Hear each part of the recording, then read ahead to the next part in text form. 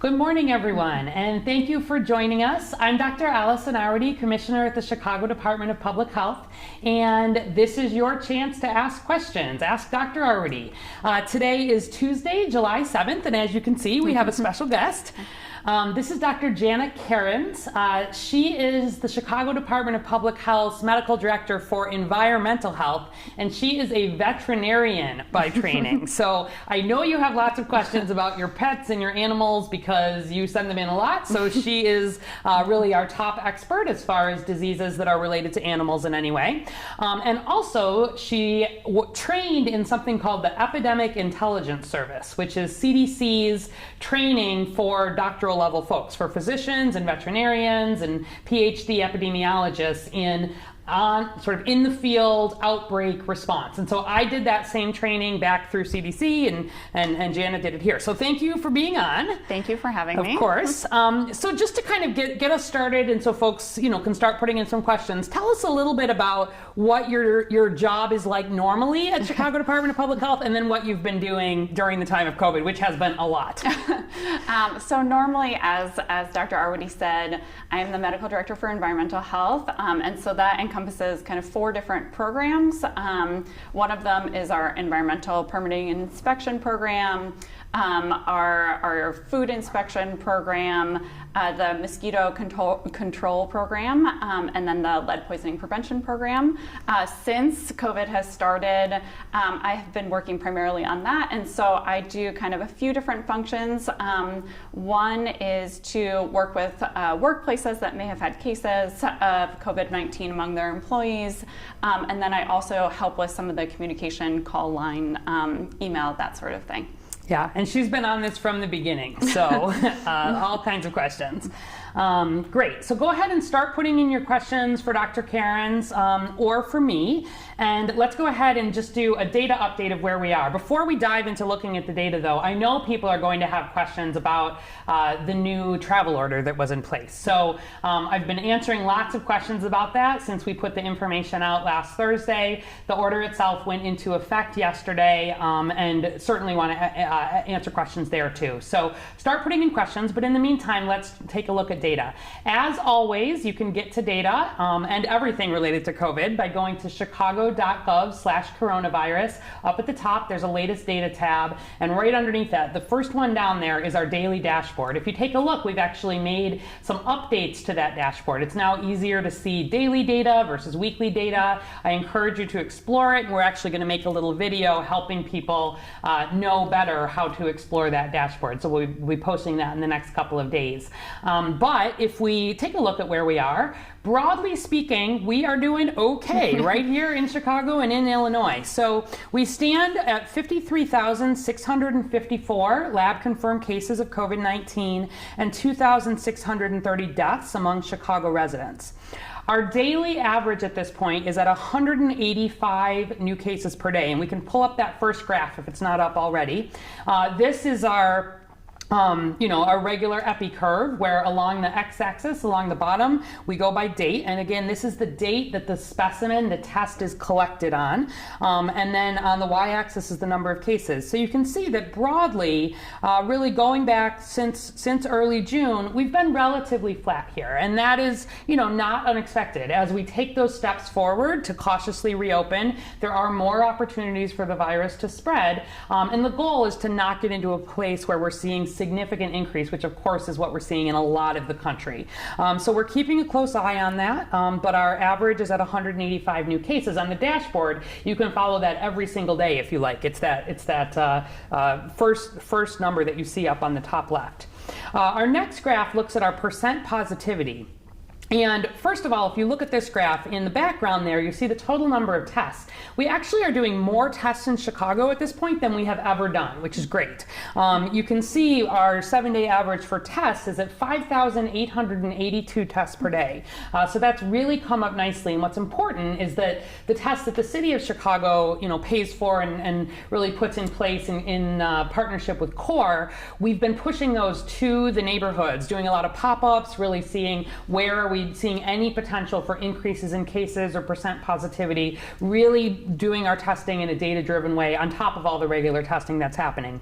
So it's important for people to realize the number of tests per day is actually not the same as the number of individuals per day. So where you look on the dashboard, we actually report out how many individuals have been tested. But there are many people who may be getting tested repeatedly. Healthcare workers, people who work in long-term care facilities, people who are residents in, correctional or long-term care or other, homeless shelters, other high-risk settings. And we use the most conservative measure for percent positivity and for testing, which is by individual.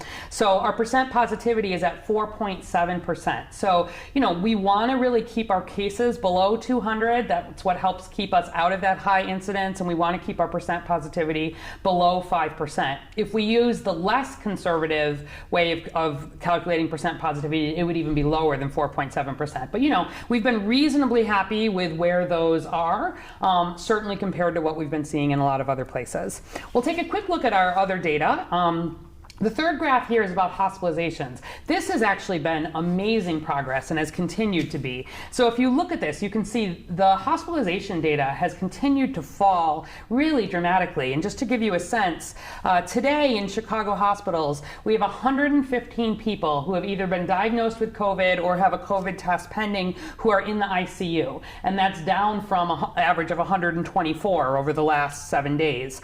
We have 356 people who are in the hospital not in the ICU, 147 of them diagnosed with COVID, and 209 awaiting a test result for COVID. And that is down from 379. And we're down to just 56 patients in the ICU in Chicago hospitals, 42 with diagnosed COVID, 14 that were waiting for a test result. And that's down from an average of 76 just over the last 7 days. So we've continued to see really, really nice improvements in hospitalizations and those severe outcomes. And that continues over to deaths. If we look at our fourth graph here, our rolling average for daily deaths in Chicago is down to just 6 deaths per day.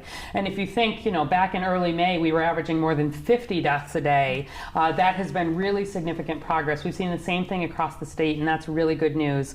And then finally, the last graphs here show what we call syndromic surveillance. This looks at people who are coming into the emergency department with either on the top here an influenza-like illness, basically the symptoms that would go along with flu, or in the bottom here, symptoms that are potentially COVID-19. And these are not individuals who have been diagnosed. This has nothing to do with testing. It's one of the quickest ways that we have to assess whether we might be seeing a rise. And if you look here, on the top graph, the dark blue is the 2020 line. We'd like that to stay below 2019, which it has, which is great. And in the bottom here, you can see that both the number and the percentage have really continued to fall throughout this time. So only about 2% of our emergency department visits at this point are with people with symptoms that could be consistent with COVID. So really, we are in control here by and large. We've seen a slight increase in those number of new cases. Some of that, we are doing some more testing, but even the percent positivity in that 4.7% range suggests that we still have some more testing to do. But broadly, our concern, of course, is that so many other states and parts of the country are just not in control at all. And I wanted to speak briefly to the travel order before taking your questions. So we decided here, similar to many other jurisdictions, there are a number of states out east, New York, Connecticut, New Jersey, Rhode Island, Vermont, that all have similar quarantines related to travel in place. There are other places that have had them at different points. Montana, a lot of states had them actually against New York early on, or against that area. So it's been a tool that different jurisdictions have used at different points, and it's really best used when you are in good control and you're worried about places where the outbreak is not in good control, a lot of travel coming in and seeding. We know that COVID-19 travels very easily. We've seen this spread throughout the world, and we've certainly seen it spread throughout the US. And so as part of the travel order, we don't say that people can't travel, but we say that either a Chicago resident who travels to one of 15 states or someone from one of those 15 states who's coming back to Chicago needs to quarantine for 14 days because they've had a high-risk exposure to COVID by virtue of being in that state. And there are some exceptions for essential workers. There's some situations where it wouldn't apply. But by and large, I just wanted people to understand a little bit of that science. So we set the cutoff as states that have 15 cases per 100,000 population per day. And we average that over the 7 days, just as we do in Chicago. That's really common across the country. And part of the reason we chose that cutoff is because 15 cases per day, that's where we were here in Chicago and Illinois near the end of our stay-at-home order. But most of these states, actually all of these states, do not have stay-at-home orders in place. And some of these states are in very poor control. So if you, just to give a sense of risk here, Arizona is at 56 new cases per day per 100,000. That's like 8 times as many cases as we're having here in Illinois right now. Florida is at 45 cases, so 3 times what that cutoff risk is. And those states do not have stay-at-home orders in place, and there's no sign that anything has been flattening yet in those states. And then if you take it down to 15, we've gotten a lot of questions about what has risk looked like in states around us, and so we are actually going to post on the website each week where every state stands, and this is more about the burden of disease. The 2 things that we talk about are the direction of the outbreak. So we talk about, are we bending the curve? Are we on the way up? Are we on the way down? That's most important in terms of having the outbreak in control. So here in Chicago, we bent the curve, we came down, we've been staying really flat by and large, but we still have a fair bit of COVID-19 here. We're still moderate high. Our equivalent here for both Chicago and Illinois would be about 7 or 8 cases per 100,000 per day. So the quarantine applies to places that have at least twice as much COVID as we do here. And in the Midwest, actually, Iowa is the worst. Even though they don't have as many cases, when you do it per population, they're actually the highest. And if they don't improve over the next week or so, they may end up on that list the next time that we update it next week. Wisconsin, for awareness, is around 11 or so right now. So they're under that quarantine spot, but has the next highest level in terms of the Midwest. Ohio's around 9. Illinois and Indiana are both around 7. Michigan's around 5. So this doesn't mean that there's not the potential for any of this to change at any point, but just in terms of when there are more COVID cases, that means when you are just exposed to somebody in that state, the chance that they have COVID is higher. And so that's where some of that decision came from. And, as states are able to get their outbreaks under control, they would come off this list. If we see a place where it's not in control, they would come on the list. So, all right, so let's get a little bit into some questions here. So, Jana, first tell us just a little bit. Oh, good. People are putting things in already. But I'm going to sum a few of these up. Talk to us about the latest with cats and dogs related to COVID. Sure. So I'm sure some people have heard in the news that there have been a very small number of cats and dogs in the United States that have tested positive for COVID. And I think really the big thing to say kind of up front is that there's currently no evidence that animals play a significant role in transmission of COVID-19. The risk of spread from animals to people is very low right now. So I think as of yesterday, when I last checked, there were about 4 households with cats and 4 households with dogs that had tested positive for COVID-19 in the United States. And all of those were households that also had a person who had tested positive for COVID-19. And so really the thought is that there is some potential, low, but some potential that people can actually spread COVID-19 to their pets. Okay. And so what's the recommendation right now? If someone, has symptoms or has tested positive for COVID-19, what should they be doing with their animals? Right. So if somebody has tested positive or has symptoms, they should be staying home, as we know. And really, even though that person might want to just kind of cuddle up with their pet, really the recommendation is to treat their pets like they are a household member. So people should wear a face covering when they're handling their animals. If possible, have someone else in the household take care of their animals.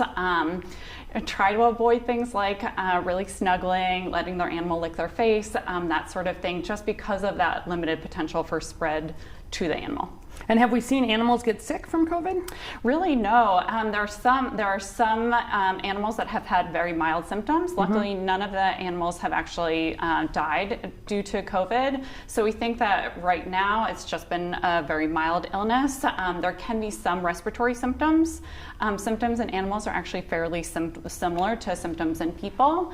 But so far, luckily, animals only seem to be mildly affected, if at all. Okay, great. And let's see, we're getting some order questions, so we'll come to those in just a second. But I want to we'll get a few more of the pet ones and in first here. So, got a question here actually specifically about chickens, and I've gotten a number of questions about chickens over time. People have backyard chickens, people have questions. What do we know about COVID in chickens? So far, there have been a couple of research studies. So these are kind of studies that are done in a lab type condition. But basically, they've shown that some species of animals, including chickens and ducks specifically, actually don't become infected with COVID-19, and there's not any risk of spread from animals then to people through chickens. Again, we're still trying to get some more information here, but at this point, the research doesn't show that chickens can be infected with COVID-19. All right, good. Have we had any animals infected here in Chicago that we know of? Not in Chicago, but there was one animal in Illinois that tested positive, a cat, for COVID-19. Right. And again, the household had a person who had also tested positive. Okay, good. So here's a question from Susan Villanosa on Facebook. What about grooming? Should groomers wear masks? Maybe some stuff about sort of good care where people are bringing pets in. Yeah, so I think with things like grooming, really the thing to remember is kind of, again, person-to-person spread is really the biggest risk. And so you really want to kind of maintain social distancing when you're dropping a pet off for grooming. We do recommend that people limit contact with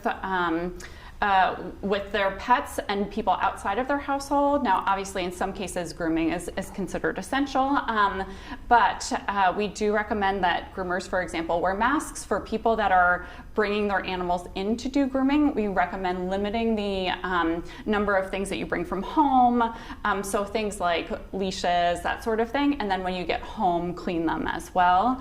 Currently, there's not any risk of COVID-19 that we know of from stuff like contact with hair or the skin. COVID-19, if it's on the hair or skin of an animal, does not seem to be able to then spread to people. Right, but wash your hands, yes, don't touch your eyes, nose, your mouth, all those regular stuff. things. Yeah. Exactly. Victoria Spires on Facebook is wondering, are there any specific symptoms in dogs that we should look for, or maybe just more generally? Yeah, so symptoms, like I said earlier, in dogs, it's actually fairly similar to symptoms in people. So we can see some of the respiratory symptoms, something like coughing, difficulty breathing is possible. Oftentimes the symptoms are really just not very specific. So it can be things like a fever, the animal feeling lethargic, so feeling kind of tired, not as active as normal, not wanting to eat as much, and occasionally we can see vomiting and diarrhea as well. Okay. Juan Rangel on Facebook. How do you get your animal tested for COVID? So we do not recommend routine testing of animals for COVID-19. I mean, if you think of the number of people in the United States who have tested positive for COVID-19 and then think that there's only been 8 really animals that have tested positive for COVID-19, cats or dogs, we don't recommend that routine testing. And that's because we've not seen animals spreading to humans as well, right? Yeah, and so we do recommend that if your animal is sick, that you obviously talk to your veterinarian.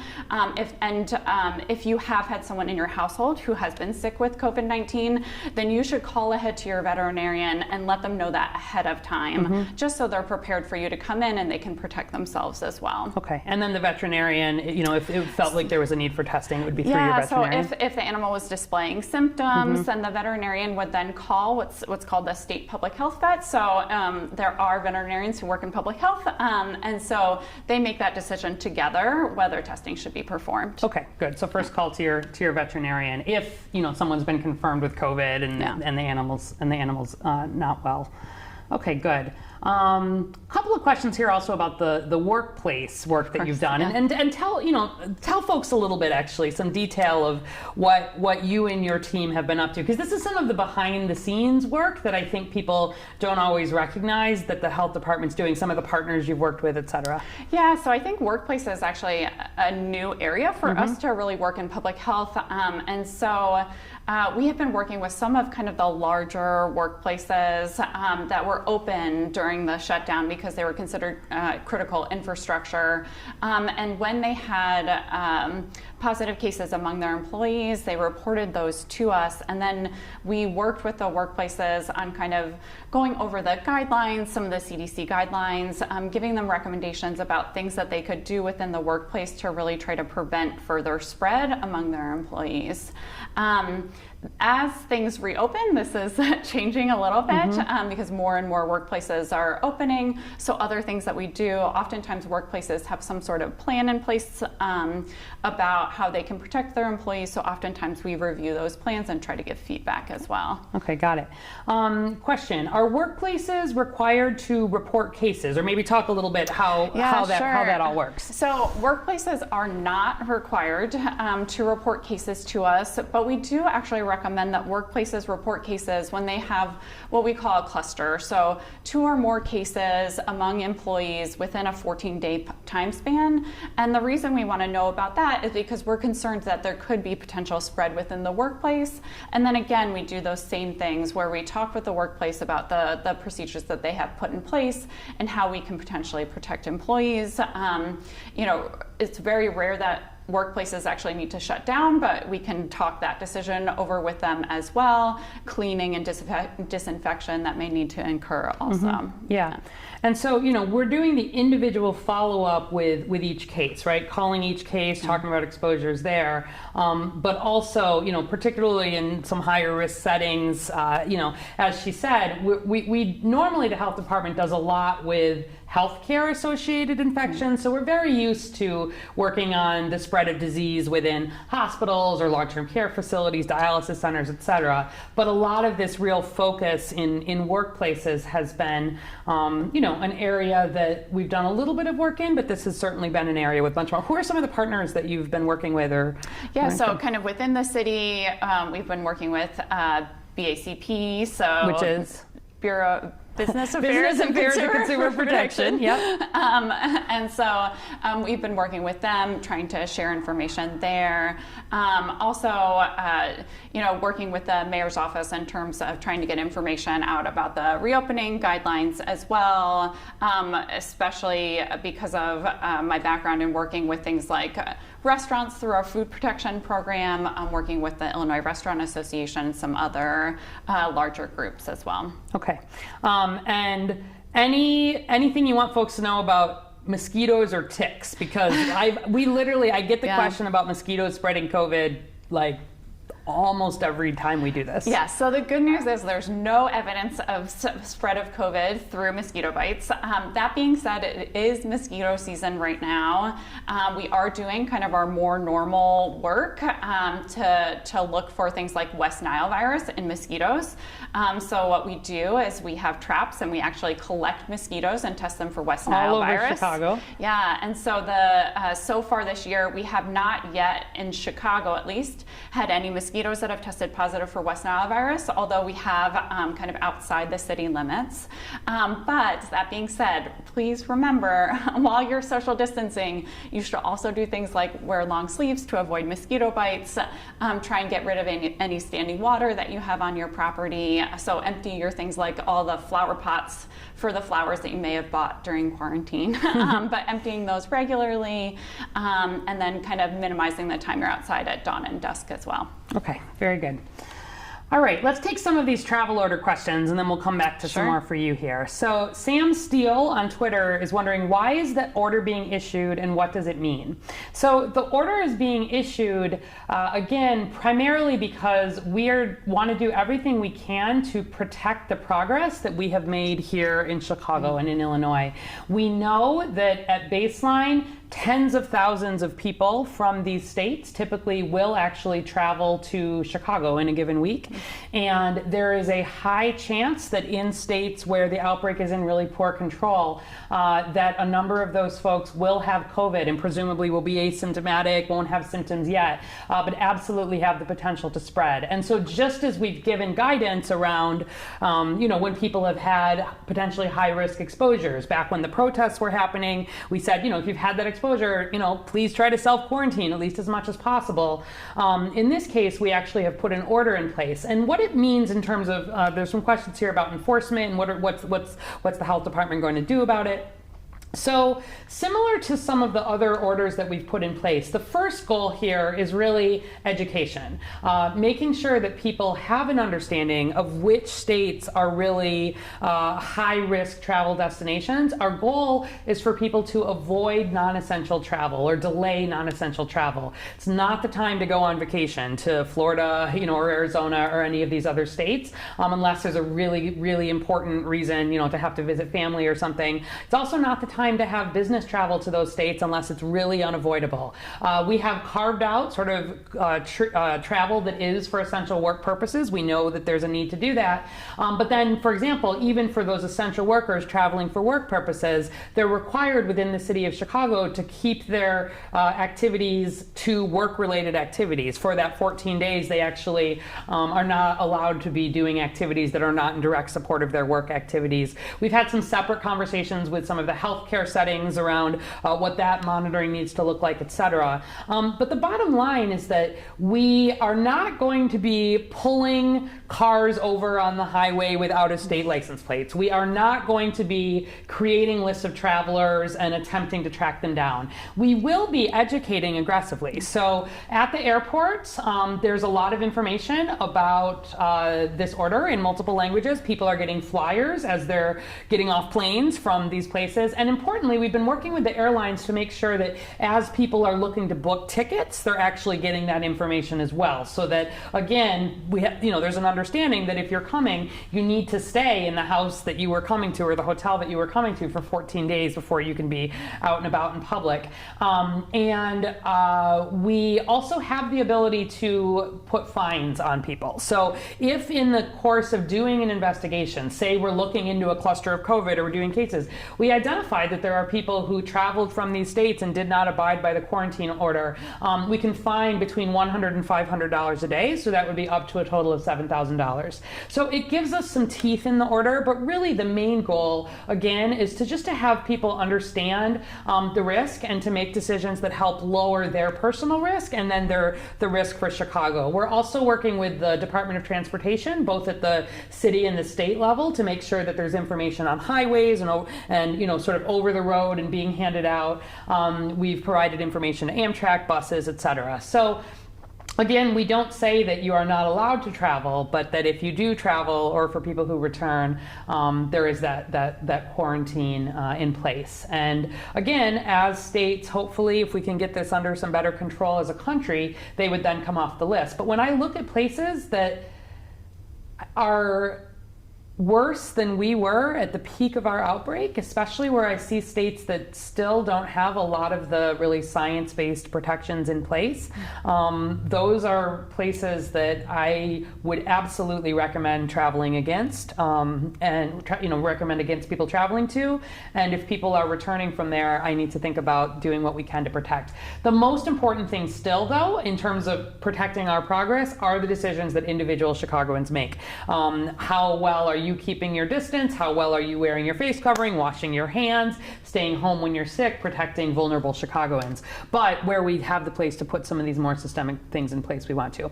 Andrea Garza from Facebook is wondering, how will states be designated under the order? So every week on Tuesdays, we will be updating, starting next Tuesday, we'll be updating on the website, chicago.gov/coronavirus, whichever states are above that 15 per 100,000 per day cutoff. And I think what we're going to do is actually list all the states, so people can just get a sense of state by state what the burden is like, and then highlight the ones, or make very clear the ones that the order would apply to.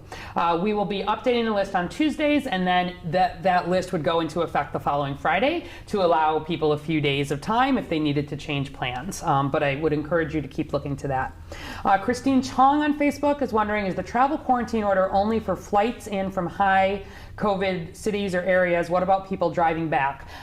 So it is in place no matter how people are coming to Chicago. There are, however, exceptions for people who passed through these states, spent less than 24 hours there in the course of travel. So if, for example, you're driving back from, not one of these states, but you pass through one of them, or you stay overnight, less than 24 hours, in terms of coming back, or you have an airport layover, those are exceptions. But broadly speaking, no matter how you come, if you were spending time in these high-risk states, it does apply.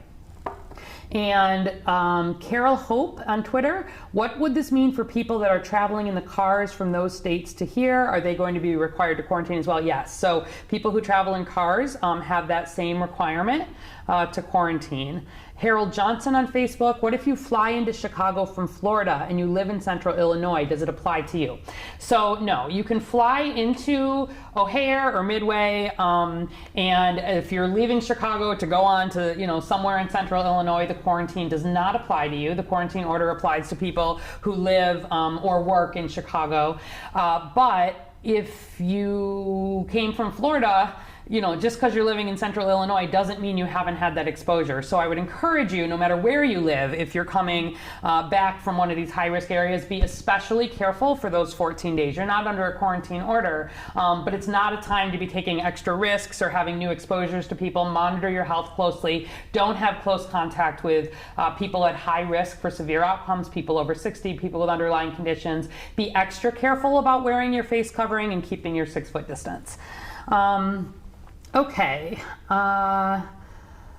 so lots more questions coming in. Let's take a few of these maybe together a little bit. Okay. Beth Durbin on Facebook, what makes the novel virus different from any other virus? She says it's no different than the flu, ? Do you want to maybe start on that and then I'll add in? Yeah, sure. So coronaviruses are kind of a large group of viruses, and they can really range in kind of what they do. So there are, for example, kind of coronaviruses that affect people that only cause things like the common cold. There are coronaviruses, for example, that affect dogs or cats and only will affect animals. So they can be very different. But things like the flu is a different type of virus, and therefore can have very different effects on the body. I think that this particular coronavirus, some of the things that really concern us about it is how easily it seems to spread from person to person, and also the number of people that don't have any symptoms, and therefore could potentially be spreading the virus without even realizing it. Yeah, and that's really different from flu or really any virus that we've had prior experience with. The amount of transmission that occurs when people do not yet have symptoms or people who do not have symptoms makes this much harder to control. So that's one difference. Right, exactly. What are some other differences maybe? Because I've got some in mind. I don't know. Go ahead. Yeah. So one of them is just that the mortality rate of this is definitely much higher than it is for the flu. People may have been following the news. There continue to be questions about exactly what this looks like. Our mortality rate in the U.S. and in Chicago has been about 5%. So about 1 in 20 people who have been diagnosed with COVID have died. We know, though, that the mortality rate is not actually 5%. We estimate it's probably somewhere 1% or even lower. I saw Recently, there was what's called a meta-analysis where they pull together a lot of different studies and make an assessment. And they were estimating that the mortality rate may be in a sort of 0.6 to 0.8. Even that, though, would make it like 6 to 8 times more deadly than influenza is, than this other virus. And then the other thing is that because it's a novel virus, nobody has been exposed to it by definition, which means it has the potential to really move through the whole population.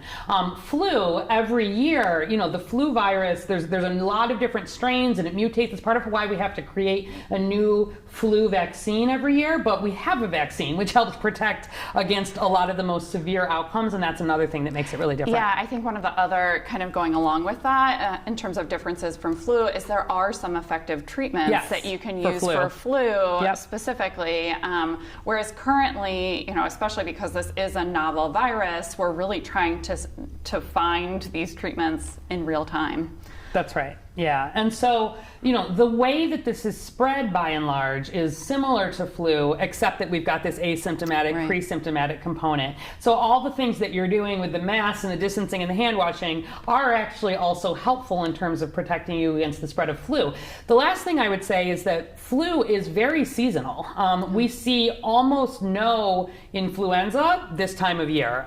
Very unusual for us to see influenza diagnoses in the summer, but then we have a very bad flu season every fall and winter. And that is, a predictable pandemic in some ways. COVID clearly does just fine in the heat. You look at Florida and Arizona in the middle of July, right, as the two of the states where it is most out of control. And you might recall early on there was some hope that warm weather would sort of kill this off, but we were seeing big outbreaks in places that were 80 degrees, even back then. And we still don't actually fully know whether there is some seasonal component to COVID. So this, where you look at the whole US, this actually could be sort of a lower time for us, and there could be some seasonal component. But flu is usually very dormant during the summer, and that has not been true with COVID. So that would be another way that it's different.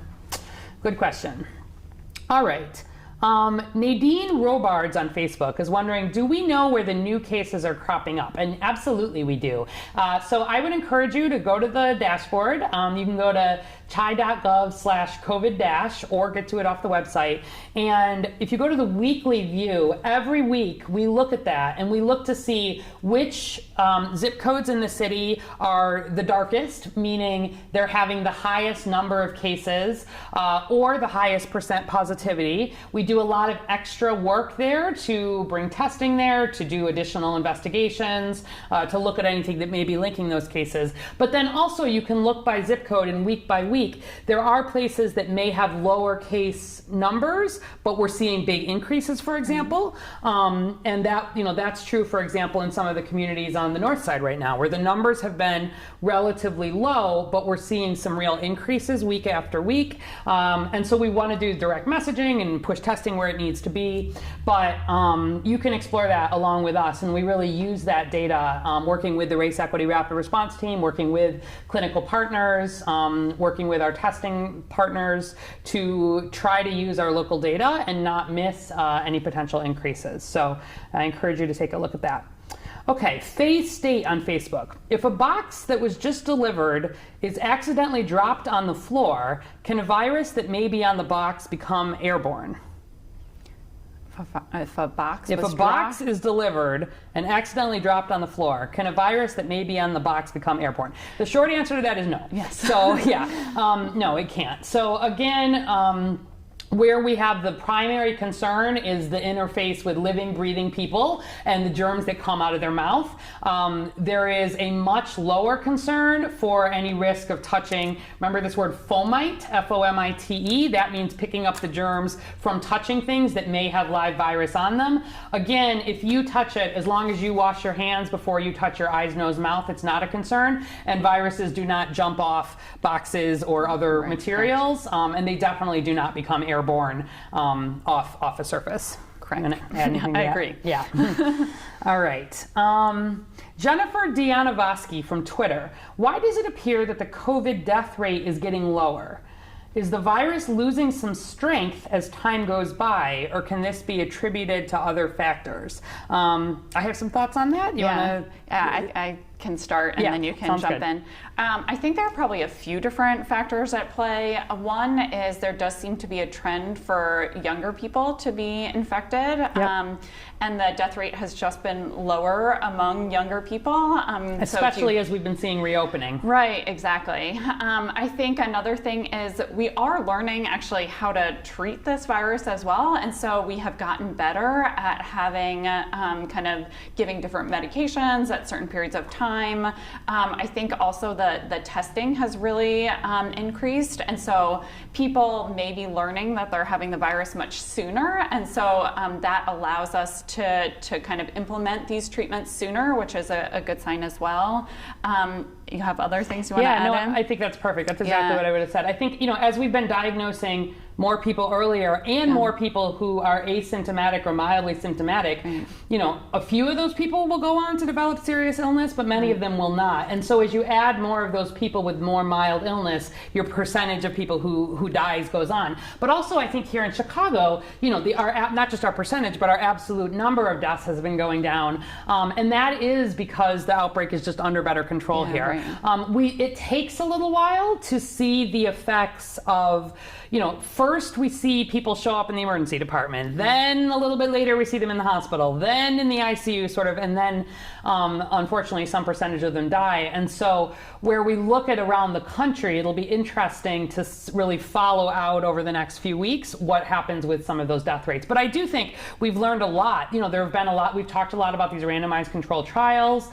We've come a long way in terms of understanding which drugs, but also which, practices, things, how to use ventilators better, et cetera, for this virus, in terms of really taking care of some of those very sickest people. And we've not had overwhelm of our health system. Right. So at least here in Chicago. So in New York, where they had tens of thousands of excess deaths, their health system was really overwhelmed. And so all the people who needed care actually weren't even able to get in and get the ICU level care, the ventilators.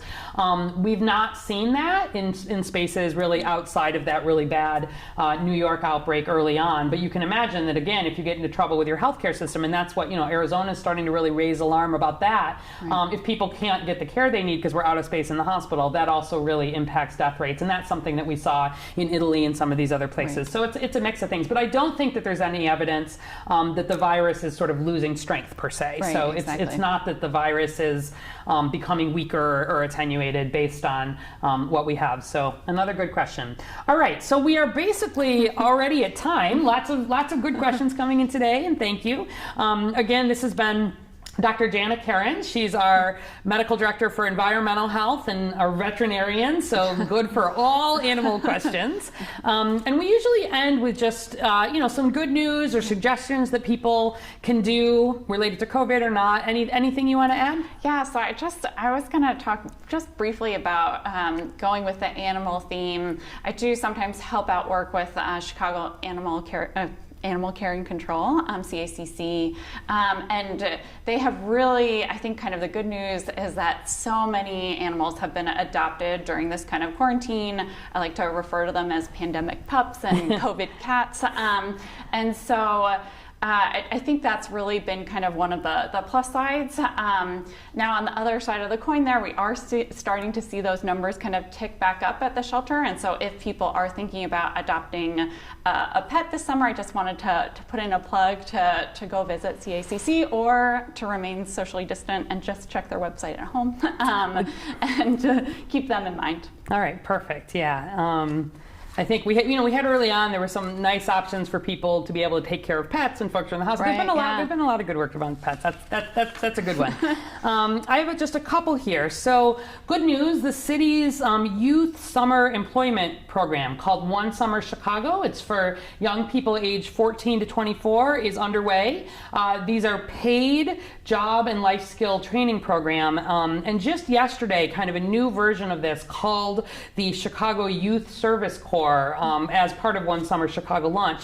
That's 2,000 youth here in Chicago dedicated to really providing service to the city. And they're doing particular work about remote support for the COVID-19 response and recovery efforts. And they're getting paid to really, explore some careers here, support in a way that is safe related to COVID. There are other opportunities there in fields like coding and tech and healthcare and media. And although the Youth Service Corps has already kicked off, there is, I believe, still some space available in One Summer Chicago. So if you know someone between age 14 and 24 who's interested in a summer job and getting some experience, I encourage you to send them to onesummerchicago.org. And then the last thing I'll just mention is that yesterday the mayor, adding to some of the work that we've been trying to do to really decrease fines and fees, recognizing it's been a really difficult time for everybody in the time of COVID, and that a lot of these burdens do tend to fall disproportionately on low-income Chicagoans, announced another relief program, and this one is around Chicago utility billing relief. So low-income residents, it helps people come into compliance if they have overdue water bills in particular. And so there's payment plans, depending on what the income level. There's even the potential for total debt forgiveness, really trying to recognize that, access to water is absolutely a human right, and recognizing that where there may need to be some partnership there, wanting to have some flexibility. So if you need assistance or you know someone who needs assistance with outstanding debt related to utilities, water or otherwise, I encourage you to go to chicago.gov/New Start Chicago. That's chicago.gov/New Start Chicago. And like so many other things, I think COVID has just really brought to light that many people in Chicago sort of already are living paycheck to paycheck. And when so much has been economically disrupted with COVID, even basic things like paying utilities become increasingly hard. So I was really pleased to see that, and I encourage you to take a look. So I think with that, we are posting answers to your questions every single day, so you can keep putting them in. We do look at them even in the off days, and we're doing some shorter one-offs, and you can see that every day. We will not be in on Thursday. There's some other things that we're recording and doing instead. And otherwise, keep putting your questions in. Keep doing the right things. We want to protect our progress here. I want to keep seeing those numbers flat or even on the decline like we're seeing for hospitalizations and deaths. We'll keep you up to date. And in the meantime, enjoy the outside in a safe way, and be safe, Chicago. Thanks again, Dr. Cairns. Thank you for having me. Yep. Bye-bye.